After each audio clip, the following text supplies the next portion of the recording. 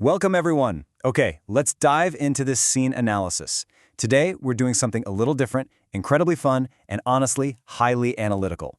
If you've ever watched a comedy and wondered why certain moments just, work so effortlessly, well, it almost always comes down to pacing, character dynamics, and beautifully orchestrated chaos. Today, we're decoding the brilliant anatomy of a classic television sitcom scene. We're looking at a legendary sequence featuring Jathalal in what we're calling his absolute fun mode. We're going to break down the mechanics of this comedy, literally beat by beat, to understand exactly how a completely mundane morning routine transforms into an unforgettable comedic set piece. Just listen to this. Jathalal, I didn't fall from the balcony, his weight fell on me, and my weight fell on you. I mean, out of context, that sounds absolutely insane, chaotic, and completely absurd, right? But this is our hook for today because it perfectly captures the sheer physical and conversational pileup that happens in this sequence. Today we are breaking down the absolute anatomy of this hilarious sitcom gag. We're going to figure out how a simple walk through a neighborhood compound turns into a multi-person collision where everyone is politely apologizing while simultaneously crushing each other. It is absolute sitcom gold. But first we've got to start at the beginning, right before the storm hits. So part 1, Jethalal's fun mode, the setup. This is where we see Jethalal just leaving for the bank and his shop, entirely unaware of the chaos that's about to unfold. Which brings us to part 2, the collision with Master Bide, the inciting incident. This simple physical accident is the spark that literally ignites the entire comedic sequence. Mid-tumble, Jathalal blurts out, "Jathalal, I can't see Malavi." Now what's really interesting about this slide is the immediate, absurd misunderstanding that follows the crash. Our characters just had a simple physical collision, just two neighbors awkwardly bumping into each other, knocking them out of their morning routines. But instead of asking, "Hey, are you okay?" the dialogue takes a sharp left turn into sheer confusion. The bewilderment here is just incredible.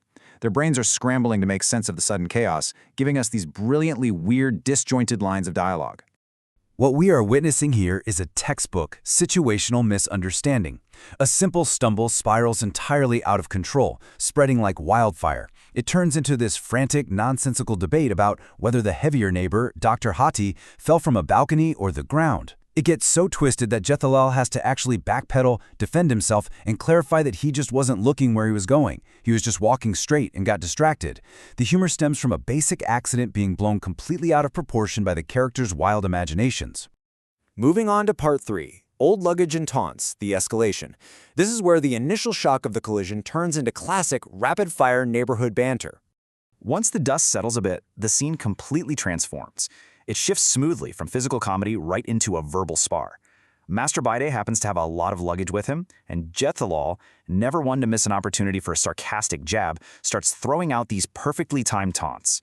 First, he points out that Bide has collected a lot of very old items. Then he hits him with this flawless, sarcastic logic that old things need an old man to handle them. It's a masterclass in escalating dialogue. Jathalal takes the residual frustration of the fall and channels it directly into a hilarious roast of his neighbor's belongings. He tells Bide, "I'll drop you off at the scrap dealer's shop." So the crucial point is how Jathalal masterfully uses this single line to simultaneously offer help and completely insult Bide. He's essentially saying, "Hey, I'm a good neighbor, I'll give you a lift, but by the way, everything you own belongs in a junkyard." It's exactly this kind of dual-layered dialogue that makes their dynamics so rich. Next up is part 4, bargaining with the rickshaw driver, transactional comedy. This brings an outsider's perspective right into the Gokuldham bubble. And this brilliantly illustrates the sudden shift in Jathalal's character dynamics. Notice the stark contrast here. When dealing with his neighbor, his frenemy Bide, Jathalal is teasing, sarcastic, and dodging responsibility. But the moment he faces the practical auto driver, his entire demeanor flips. The driver is bargaining, he's rigid on the price because the luggage is heavy, and suddenly Jathalal has to step up. He pivots from being the neighborhood instigator of chaos into a practical, frugal businessman haggling for a deal.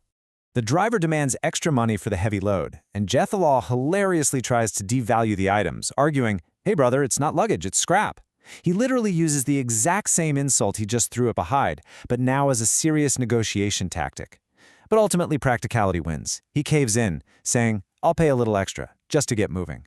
It's this wonderful little character moment where his inherent frugality clashes with his desperate need to just escape the situation. Finally, we reach part 5, the domino effect of laughter. This is the grand finale, the physical comedy climax where verbal sparring transforms back into pure chaotic slapstick. We've gone from a collision to an argument to a financial negotiation, and now we are at the literal climax of the chaos. Just listen to this exchange. His weight fell on me, my weight fell on you, sorry, forgive me. We get a literal pileup of characters. What makes this so incredibly funny is the sheer absurdity of their politeness. They are literally crushing each other under their combined body weight and, mid-crush while in actual physical pain, they're trying to accurately explain the physics of the fall and politely apologize. The contrast between the slapstick pain and the polite dialogue is just absolute perfection. Good slapstick isn't random flailing. It's meticulously crafted. Let's move to and see how this builds. Step 1. We have the initial loss of balance and the collision. Step 2. One character tumbles onto another, creating an unavoidable chain reaction. And Step 3. The final, hilarious transfer of weight. Mapping out this physical comedy step by step really reveals that it's a highly structured, logical sequence of physical events that results in total hilarity. It's like a perfectly choreographed dance of disaster. So, what does this all mean?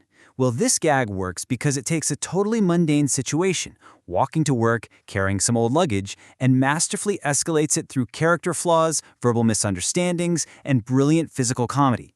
It leaves us with one smiling, provocative question. In a place with so many vibrant, colliding personalities, who will be the next to crash into each other in Gokuldham Society? The chaos is truly endless, and honestly, that's exactly why we love it. Keep wondering, and we'll catch you on the next explainer.